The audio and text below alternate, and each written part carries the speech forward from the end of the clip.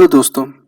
Bank से जब आप लोन लेने जाते हो तो कौन कौन सा डॉक्यूमेंट्स आपको चाहिए ये हम लोग मोर और लेस जानते हैं। पर इसमें इनकम टैक्स फाइल का क्या रोल है, आज इसके बारे में आज हम लोग चर्चा करेंगे। साथ साथ आज हम लोग ये भी देखेंगे कि बिजनेस लोन के लिए बैंक कौन कौन सा डॉक्यूमेंट्स मांगते हैं, जो डॉक्यूमेंट ना होने से आपका बिजनेस लोन यानी कि सीसी लोन या टर्म लोन रिजेक्ट हो सकते हैं। तो चलिए वीडियो को स्टार्ट करते हैं। सबसे पहले हम लोग बात करेंगे कि बैंक से कितने किस्म का लोन लिया जा सकता है। देखिए, बैंक से आप बहुत किस्म का लोन ले सकते हैं, जैसे पर्सनल लोन, घर बनाने के लिए हाउसिंग लोन, गोल्ड गिरवी रख के गोल्ड लोन, एडुकेशन के लिए एडुकेशन लोन, प्रॉपर्टी मॉर्गेज रख के मॉर्गेज लोन जिसको हम लोग लैप यानी लोन अगेंस्ट प्रॉपर्टी बोलते हैं, बिजनेस के लिए सीसी लोन, मुद्रा लोन यानी जो गवर्नमेंट सब्सिडाइज्ड लोन है वो, उसको छोड़ के टर्म लोन है, लोन अगेंस्ट प्रॉपर्टी मैं ऑलरेडी बता चुका हूँ, project loan, bank overdraft, LC और बीजी एंड मेनी अदर्स। तो बैंक इतना किस्म का लोन आपको देते हैं। इसके लिए बैंक आपका इनकम प्रूफ मांगते हैं। अब इनकम प्रूफ में आपको लास्ट 2 या 3 साल का इनकम टैक्स रिटर्न का जो कॉपी है वो देना पड़ता है। अगर आप सैलरीड एम्प्लॉय हो तो आपके पास फॉर्म 16 है, तो उस केस में आपको फॉर्म 16 जमा करने पड़ेंगे।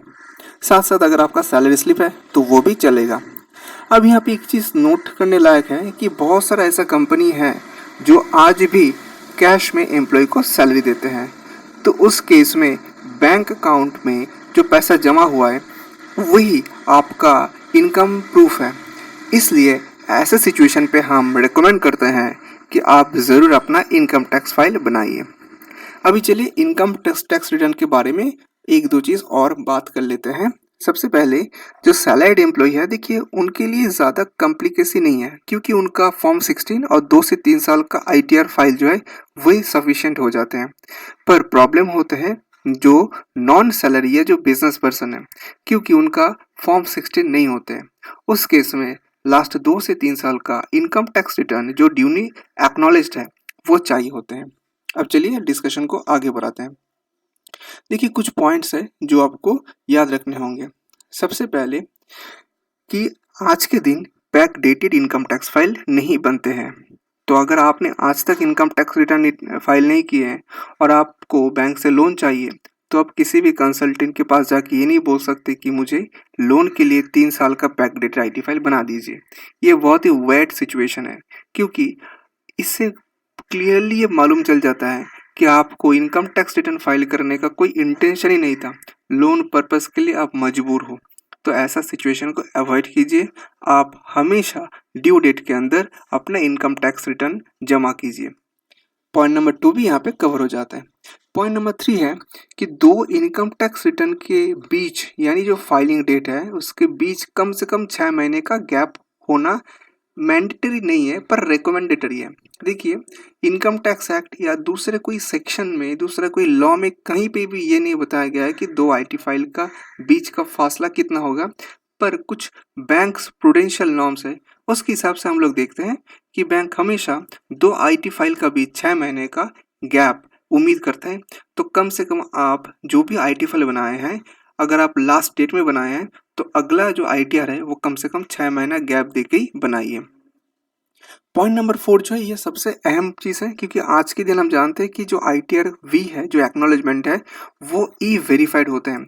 तो अगर आपने ई वेरीफाइड नहीं किए तो आप आधार ओटीपी से या pre validated bank account number से आप उसको वेरीफाई कर लीजिए।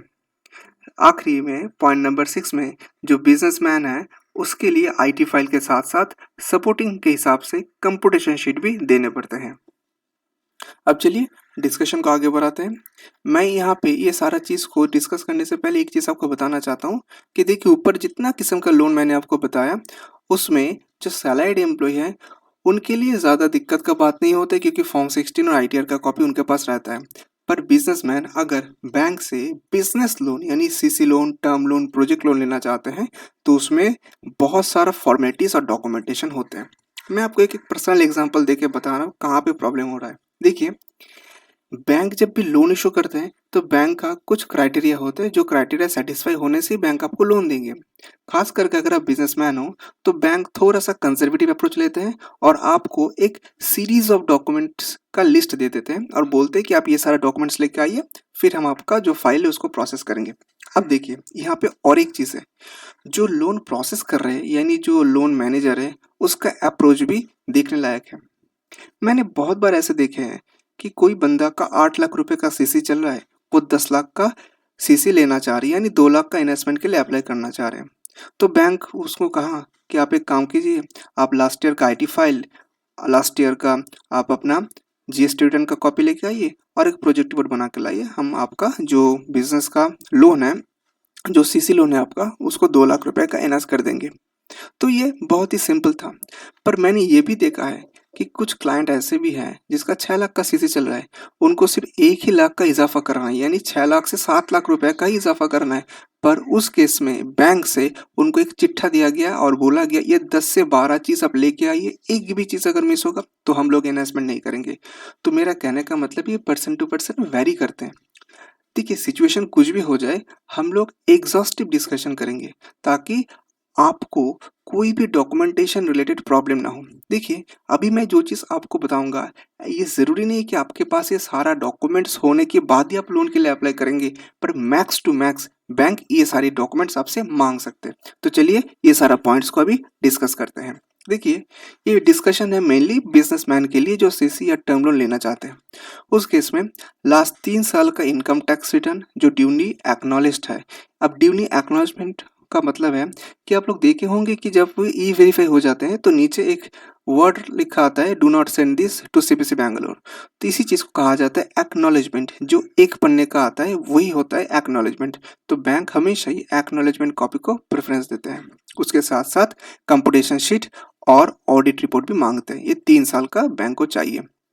अब देखिए दूसरा क्या है, लास्ट 3 साल का अगर ट्रेड लाइसेंस है तो ट्रेड लाइसेंस, प्रोफेशनल टैक्स का रिन्यूअल और चालान, चालान मतलब जो जिसमें आपने गवर्नमेंट को टैक्स जमा किया उसका चालान का कॉपी आपको देना पड़ता है। थर्ड आइटम है कि आपका 26 एज फॉर्म का कॉपी चाहिए जो इनकम टैक्स पोर्टल से अवेलेबल है, वो भी लास्ट 3 साल का। अगला देखिए, अगला बैंक क्या क्या डिमांड है, एमएसएमई सर्टिफिकेट यानी उद्योग आधार सर्टिफिकेट। और अगर आपका फूड का बिजनेस है तो उस केस में फूड और फायर लाइसेंस, अगर आपका मेडिसिन का बिजनेस है तो उस केस में ड्रग लाइसेंस का रिन्यूअल कॉपी, ये सब बैंक मांग सकते हैं। और क्या मांगेंगे, देखिए जीएसटी में GST return for last 1 year, जिसमें 12 महीने का 12 3B का कॉपी, क्वार्टरली 4, हम लोग जानते हैं जीएसटी 1 फाइल होते हैं तो 4 जीएसटी 1 का कॉपी और एक एनुअल रिटर्न यानी जीएसटी 9 का कॉपी बैंक मांग सकते हैं। और क्या मांगेंगे, लास्ट 6 महीने का बैंक स्टेटमेंट, वो भी सेविंग्स और करेंट का। अब देखिए और क्या है, अब बैंक सीए से कुछ सर्टिफिकेट मांग सकते हैं, जैसे टर्नओवर सर्टिफिकेट यानी आपका बिजनेस में जो टर्नओवर हुआ है वो आपका सीए से बोलेंगे कि आप उसको सर्टिफाई करा के लाइए। साथ साथ आप सीए से और एक सर्टिफिकेट भी लेके आइए जिसमें लिखा होगा कि आपका कंपनी का जो ऑडिट है वो वही सी की है। हालांकि आज के दिन यूडीआई नंबर होने के बाद ही ऑनलाइन वेरिफिकेशन हो जाते हैं, पर कुछ कुछ बैंक अभी भी कंजर्वेटिव अप्रोच में चल रहे हैं और वो लोग ये सारा फॉर्मेलिटीज को फॉलो करते हैं।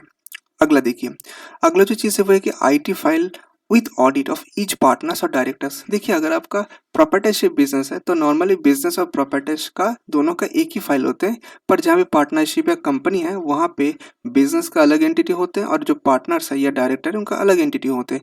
तो इस सिचुएशन पे पार्टनर्स का पर्सनल फाइल भी मांगा जाता है। कुछ कोलेटरल सिक्योरिटी भी बैंक मांग सकते हैं, जैसे फिक्स डिपॉजिट, एलआईसी पॉलिसी, कुछ बॉन्ड वगैरह एक्सेट्रा। और क्या मांगेंगे, देखिए 5 years project report, CMA data. Normally CMA data उसी केस में आपको देना पड़ेगा जब आपका सीसी लोन का लिमिट 10 लाख के ऊपर का हो जाएगा। फिर भी बहुत सारे बैंक है जो 10 लाख या 15 लाख का लिमिट में भी वो सीएमए डेटा जो मांगते नहीं है। कोई कोई बैंक तो 5 लाख में भी सीएमए डेटा मांग लेते हैं। हालांकि CMA data normally in generally अगर मैं बात करूँ 10 लाख के ऊपर का लोन में एप्लीकेबल होते हैं। अगला जो चीज़ है वो है कि पार्टनर्स का केवाईसी यानी Aadhaar card, PAN card, passport और driving licence of each partner और डायरेक्टर। यहाँ पे एक चीज़ देखिए बैंक का जो पर्सन है, जो कंसर्न पर्सन है, वो हमेशा फॉल्ट फाइंड करने की उम्मीद में बैठे रहते हैं। तो अगर आपका ड्राइविंग लाइसेंस लैप्स कर गए तो उसको रिन्यू कर लीजिए, क्योंकि बहुत बार ये भी होता है कि बैंक आपको बोलेंगे कि आपका ड्राइविंग लाइसेंस इशू नहीं हो, जो ड्राइविंग लाइसेंस आप जो लाए हैं वो प्रॉपर्ली रिन्यूड नहीं है, तो आप इसको रिन्यूअल करके लाइए। देखिए बैंक कुछ भी मांग सकता है, पर आपका डॉक्यूमेंट जो है वो साउंड होना चाहिए। अब देखिए और क्या मांग सकते हैं, declaration of asset of each partner और डायरेक्टर, तो हर एक पार्टनर का क्या पर्सनल प्रॉपर्टी उसका लिस्ट मांग सकते हैं।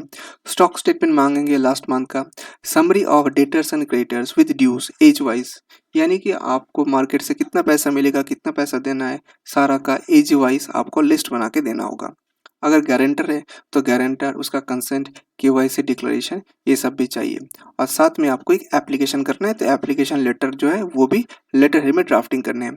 तो दोस्तों आप देख पा रहे हैं कितना सारा कॉम्प्लिकेशन है इसमें, पर ऐसा ज़रूरी नहीं है कि हर हाल में आपको ये सारा डॉक्यूमेंट्स देने होंगे, पर मोस्ट ऑफ द केसेस में ये सारा डॉक्यूमेंट्स अगर आप बना लेते हो तो आपको लोन मिलने में कहीं पे भी दिक्कत नहीं होगा। अब देखिए लास्ट पॉइंट को आज हम लोग डिस्कस कर लेते हैं, वह है कि अगर आप बैंक से लोन लेने जा रहे हैं तो बैंक कुछ चार्जेस डिडक्ट करते हैं। तो कौन कौन सा चार्जेस है, एक है फोलियो चार्जेस, दूसरा है रिव्यू, तीसरा है रिन्यूअल चार्जेस, चौथा है इंस्पेक्शन चार्जेस, पांचवा है स्टैम्प ड्यूटी। स्टैम्प ड्यूटी किस लिए लगता है, क्योंकि जो एग्रीमेंट ड्राफ्टिंग होते हैं वो स्टैम्प पेपर में होते हैं, तो कई कई बार बैंक आपको बोलेंगे कि आप स्टैम्प पेपर लेके आइए, या कभी कभी बैंक खुद से भी स्टैम्प पेपर प्रोवाइड कर देते हैं, पर उसका चार्जेस आपके अकाउंट से माइनस कर लेते हैं। और कौन सा चार्जेस है, और चार्जेस है सिविल स्कोर चेक करने का चार्जेस, और क्या है पेनल इंटरेस्ट। पेनल इंटरेस्ट कब लगता है, देखिए अगर आपने स्टॉक स्टेटमेंट टाइमली जमा नहीं किए तो उस केस में बैंक आपसे पेनल इंटरेस्ट भी ले सकता है। और अदर्स तो है ही, जैसे एसएमएस भेजने का चार्जेस। तो ये सारा फॉर्मेलिटीज अगर आप ड्यूली कंप्लाई करते हो तो आपको बैंक से जो लोन है वो मिल जाएगा। आई होप कि आज का वीडियो आपके लिए बहुत यूजफुल रहा। I request all of you to please subscribe my channel. Thank you.